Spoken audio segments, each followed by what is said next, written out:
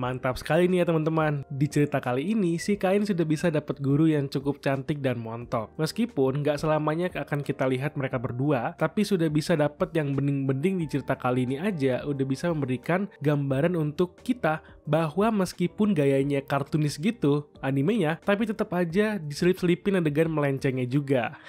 Oke, jika begitu, mari kita tonton pembahasan mengenai Tensei Kizoku episode kedua.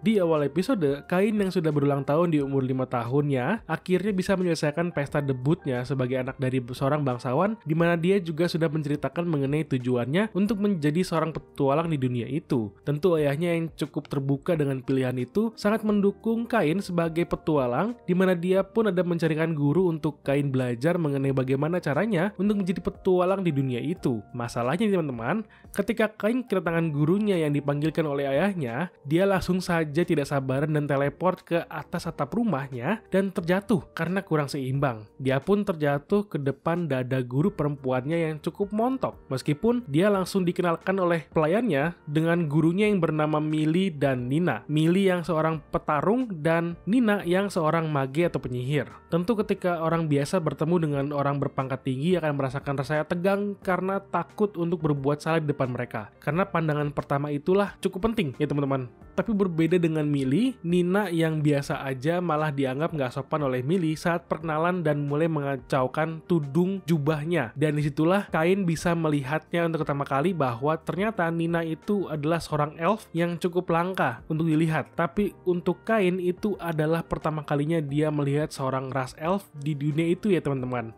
Dan untungnya saja ayahnya Kain langsung mencairkan suasana dan Kain pun langsung bilang untuk tidak perlu formal terhadap dirinya karena mereka akan menjadi gurunya Kain, di mana pangkat mereka yang berubah jadi guru dan murid.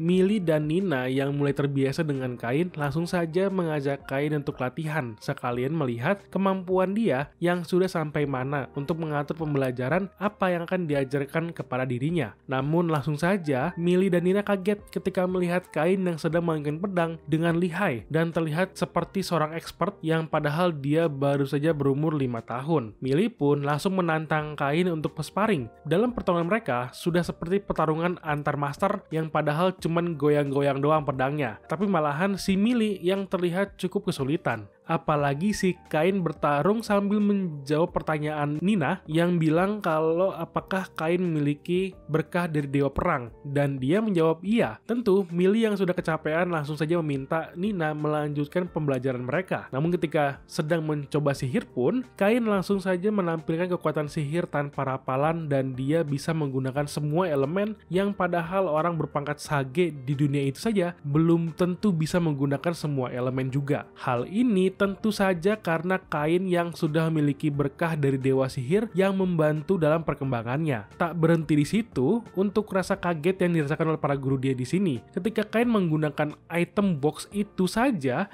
langsung membuat mereka kaget dan bingung dengan bagaimana cara mereka untuk mengajari si Kain. Tentu dia pun langsung memberikan solusi untuk para guru cantiknya, di mana dia ingin keluar dari mansion rumahnya dan menjelajahi dunia luar seperti apa untuk mengukur seberapa besar kekuatan yang bisa dia keluarkan.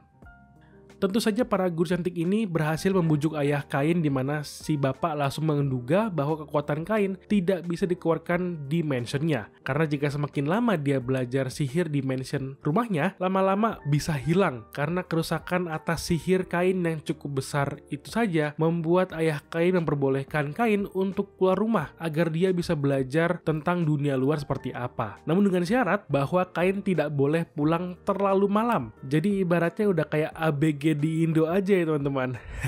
Ketika sudah keluar dari gerbang dan melihat dunia luar, akhirnya Kain bisa berlatih sihir dengan leluasa, di mana dia pun langsung disuruh Nina untuk merapalkan sihir yang sudah dia pelajari, di mana Kain langsung saja membuat sihir firewall yang bisa langsung menghancurkan batu hingga seperti ledakan dinamit puluhan kilo ya teman-teman. Hasil ledakannya itu cukup besar, efeknya itu aja udah luar biasa banget. Apalagi si Nina juga kaget si Kain tidak melemah dan mereka sadar kalau mana milik Kain itu cukup besar besar karena setelah mengeluarkan sihir besar tapi tidak terlihat lelah sedikit pun. Namun saat sedang berbicara itulah tiba-tiba ternyata mereka merasakan hawa monster yang mendekat dan mulai menyerang mereka, di mana si monster kelinci itu mulai menyerang mengarah Kain dan langsung dikalahkan dengan mudah oleh Kain sendiri.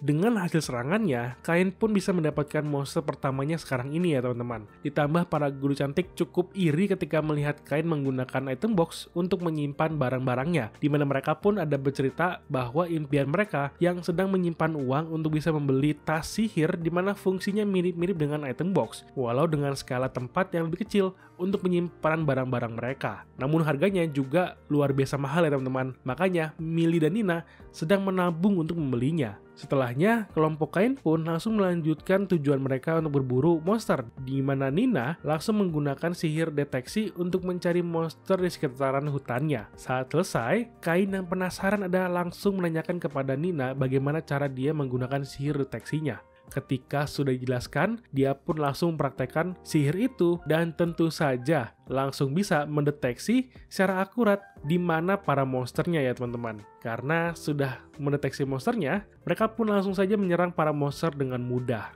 Namun ketika Kain ingin mengejar monster yang kabur, langsung saja ditahan oleh para gurunya karena di dalam hutan monster itu memiliki monster yang cukup ganas dan kuat dan tentu saja susah untuk dilawan di levelan mereka sekarang ini. Hal ini memang sering terjadi saat puluhan tahun sekali di mana para monster itu menyerang kota secara bersamaan. Namun untung saja gerbang penahan kota dibuat sekokoh mungkin karena untuk menahan para monster untuk bisa masuk ke sana. Oleh karena itulah Kain harus bisa menjadi petualang yang handal agar bisa melindungi orang-orang yang ada di kota itu dari serangan monster yang akan mungkin bangkit menyerang desa mereka atau kota mereka. Saat selesai belajar daripada hari itu, Kain yang sedang melihat levelnya ada melihat bahwa dia meningkat secara pesat karena passive skillnya yang dia punya itu bisa meningkatkan XP yang diterima dikali 100 kali. Dimana hal itu tentunya bukan kemampuan yang manusiawi ya teman-teman, karena kemampuannya sudah melebihi manusia normal, dimana jika ketahuan dia bisa dianggap sebagai ancaman kerajaan maupun dunia. Ditambah dia pun bisa dilenyapkan yang membuat dirinya cukup ketakutan sekarang ini, yang dimana hal itu wajar banget ya. Keesokan harinya, Kain pun diajak oleh gurunya untuk masuk ke dalam guild petualang, di mana dia bisa belajar untuk mengamati para petualang itu bekerja seperti apa. Kain pun yang baru saja melihat ras beastman, ada tertarik ketika melihat si resepsionis yang ras manusia anjing, di mana dia memperkenalkan dirinya sebagai seorang bangsawan, di mana hal itu cukup membuat si resepsionisnya kaget dan jadi kaku ya. Nah, saat sedang perkenalan inilah kelompok Kain diganggu oleh petualang yang kasar dan bejat, ada menyekap gurunya, di mana si Kain langsung saja menyela si laki bejat itu untuk melepaskan gurunya karena mereka sedang ingin melakukan misi dan belajar di hutan monster. Tetapi karena laki-laki bejat ini tidak melihat ampun kepada siapapun, langsung saja menyerang Kain tanpa pandang bulu, dan pada akhirnya dilempar oleh Kain keluar guild petualang dengan mudah. Hal itu cukup membuat Nina dan Millie berterima kasih untuk Kain karena sudah menolong mereka.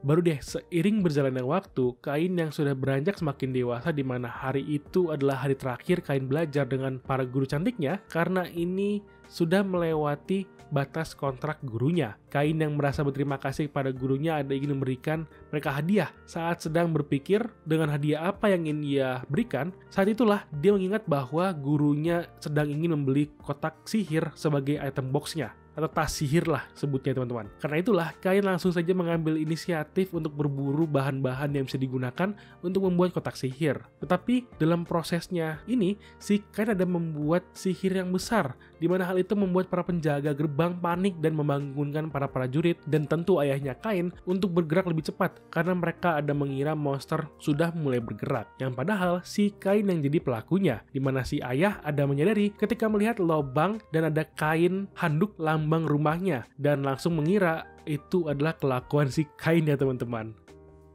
Baru deh, di hari terakhir mereka belajar menjadi petualang, para guru cantik ini mulai diberikan hadiah oleh Kain berupa tas sihir yang mereka idam-idamkan. Tanpa basa-basi, Kain langsung bilang bahwa bahan-bahan yang digunakan untuk tas itu adalah Blood Ogre dan Earth Dragon, yang bisa dibilang adalah monster yang cukup ganas dan tidak bisa dikalahkan oleh sembarangan orang biasa. Apalagi kapasitas yang dibuat Kain itu sebesar mansion rumah yang sangat besar untuk tas sihir skala kecil seperti itu, di mana tas itu sudah bisa sekelas harta nasional. Apalagi Kain ada memberikan keamanan untuk jika selain 3 orang itu yang ingin menggunakan tas itu akan menerima beban yang luar biasa sebagai hukumannya, di mana hal itu malahan menambah kelas tas itu melebihi harta nasional sebelumnya. Mantap gak tuh ya teman-teman?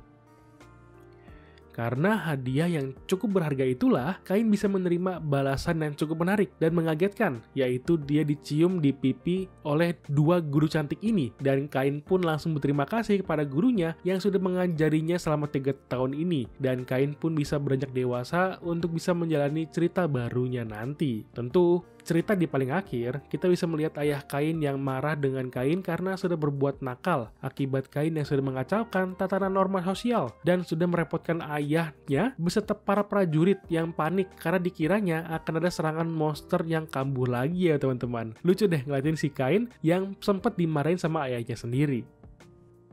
Oke, itu aja teman-teman untuk pembahasan kali ini. Jika kalian suka dengan pembahasan dalam video ini, silahkan di like dan bantu share videonya ya. Terima kasih sudah menonton. Sampai jumpa lagi teman-teman.